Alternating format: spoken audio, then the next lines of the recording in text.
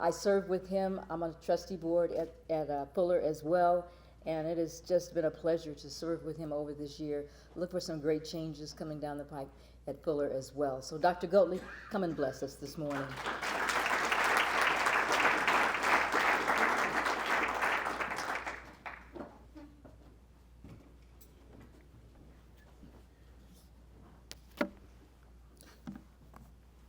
Thank you, Pastor Jean and Pastor Myra, and all who are here. It's a blessing and an honor to be here. I'm grateful to be included and invited to share in this Pastor's Pulse. I'm grateful for Pastor Jean and her stellar leadership on our Board of Trustees at Fuller Seminary. And I would like to invite just a moment. If you are a Fuller alumni, would you join me and just stand up a minute?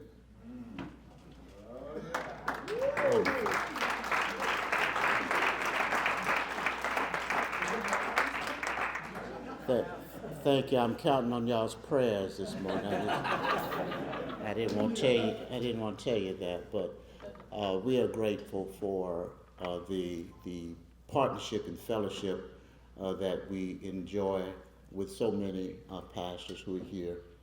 I'm finishing my second year at Fuller, and having lived in various states in the country and had the privilege of traveling, CCC is a distinct gift to this community and to the kingdom. And for those of you who perhaps have been here a long time and you take it for granted, you know how you do with your congregants. Sometimes they take you for granted when you've been around a while, and you don't always appreciate how amazing this gathering is, the multi-ecclesial, multicultural, and multi-sectoral participation that's here. It's just a blessing. It's a unique thing, and I'm inspired to be here and a part of it, and am grateful to be here on this day. Thankful for the time of worship that we've been blessed with the Ministry of Music that has invited us all to do the work of worship together. For these few moments today, I'd like to talk with you about the God who reverses fortunes. I'll invite you at a later time to read 1 Samuel, the first chapter, where we're introduced to Hannah and Elkanah and Peninnah and the challenge that she faced. But because I've been given a time limit, I'm a Baptist preacher, but I'm also a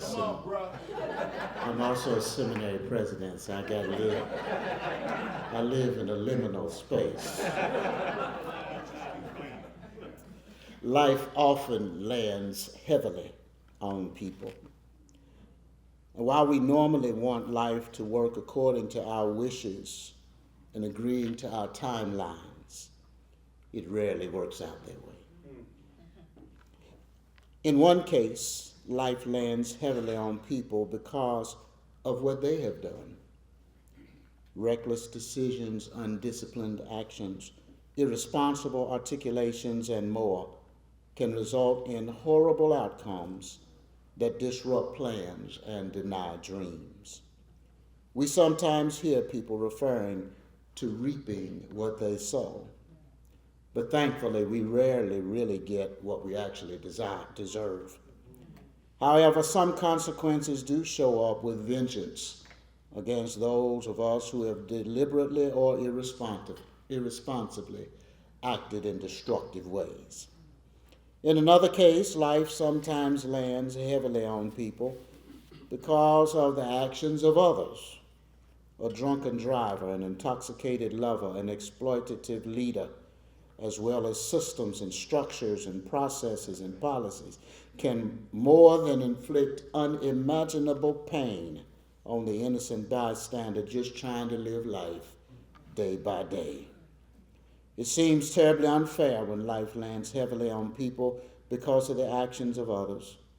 It happens far too often and is now being experienced by someone today sitting in an emergency room or a funeral parlor or exposed to exploitation and death, trying to escape the dangerous place they used to call home.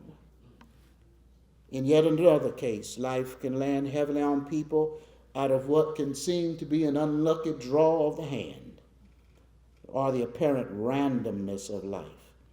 In these cases, there is no one to blame. There are no adequate explanations. Some people say the most ridiculous and injurious things because they're trying to be helpful or trying to be hurtful. And that's where our story about Hannah introduces us today. Life often lands heavily on people in some ways that others cannot understand.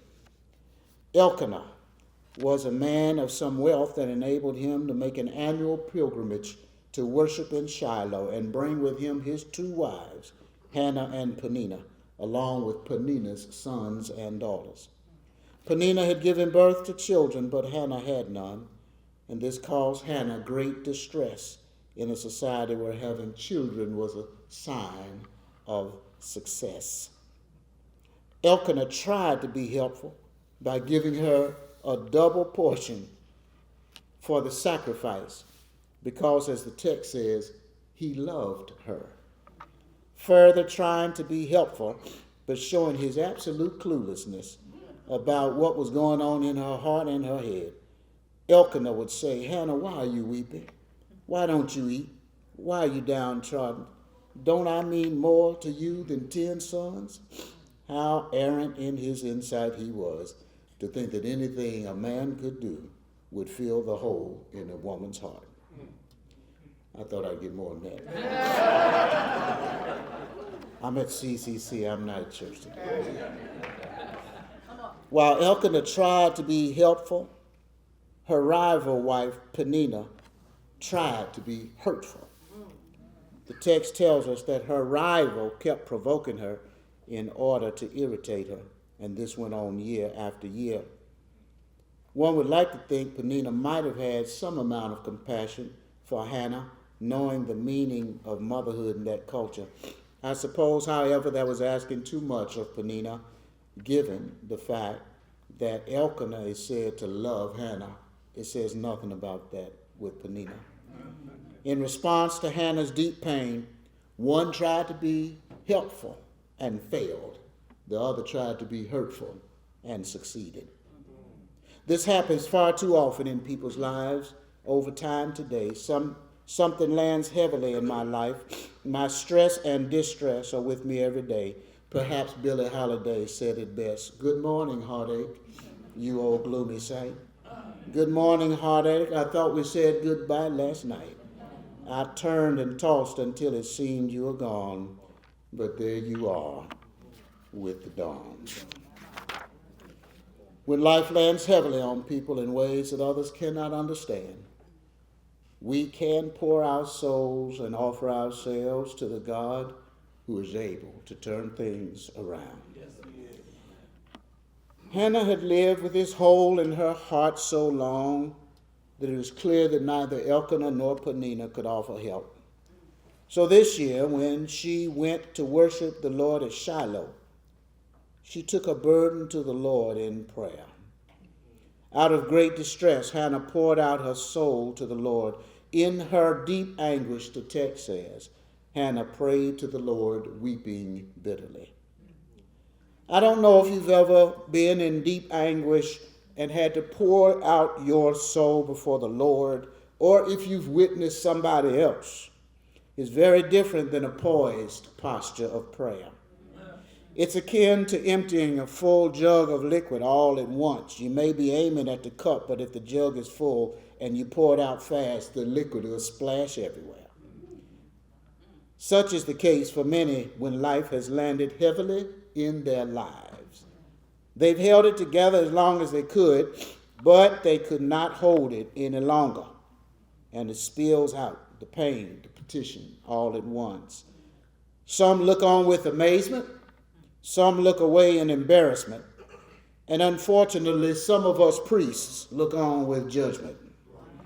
This was the case with the prophet Eli. The text says, as she kept on praying to the Lord, Eli observed her mouth. Hannah was praying in her heart, and her lips were moving, but her voice was not heard. Eli thought she was drunk. And Eli said to her, how long are you going to stay drunk? Put away your wine. Not so, my Lord, Hannah replied. I am a woman who is deeply troubled. I have not been drinking wine or beer. I was pouring out my soul to the Lord. Do not take your servant for a wicked woman. I have been praying here out of great anguish and grief. O clergy, let us not be guilty of being like Eli and drawing errant conclusions and projecting on to the Hannahs we meet our assumptions about an array of problematic possibilities when it may be that they're just pouring out their souls before the Lord because, as Andre Crouch would have said, we need to hear from you. Yes. Hannah's deep petition came with a promise.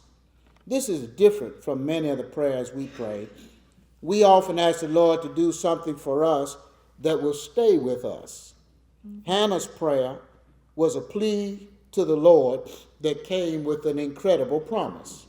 In her deep anguish, the text says, Hannah prayed to the Lord, weeping bitterly, and she made a vow, saying, Lord Almighty, if you will only look on your servant's misery and remember me, and not forget your servant, but give her a son, then I will give him to the Lord for all the days of his life, and no razor will be ever used on his head.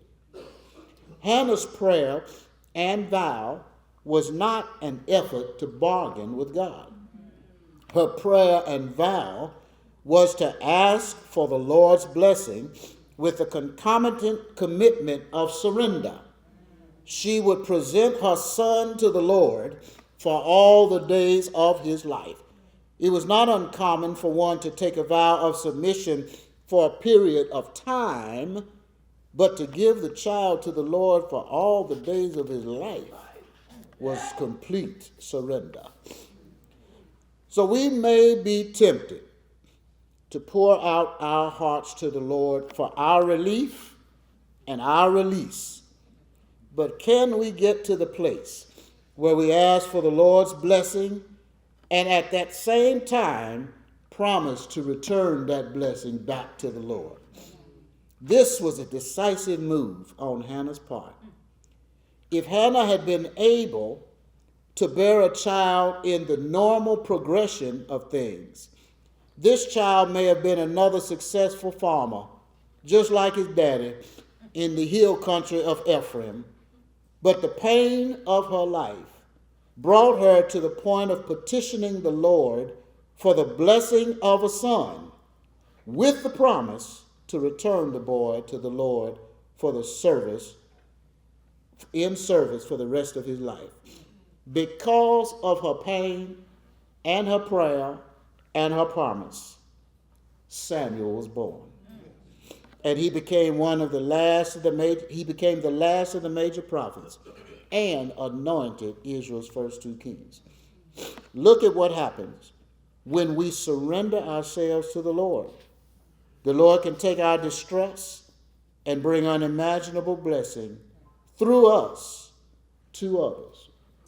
When life lands heavily in ways others cannot understand, we can pour out our souls and offer ourselves to the Lord, who is able to turn life around. For the God we serve is a God who reverses fortunes.